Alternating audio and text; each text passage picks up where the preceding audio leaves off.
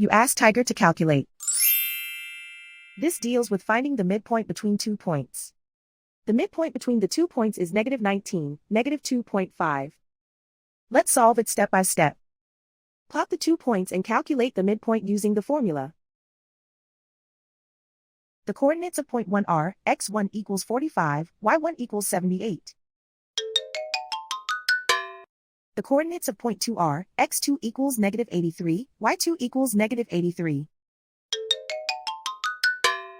PM represents the midpoint of the 2 points.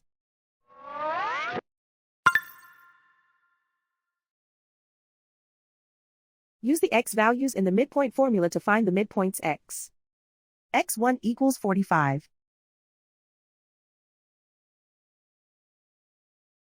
x2 equals -83. Simplify the arithmetic.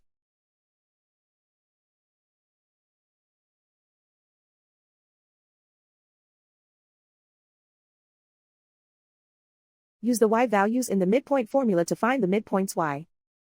y1 equals 78.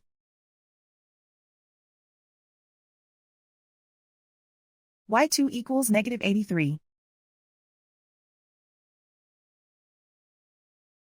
Simplify the arithmetic.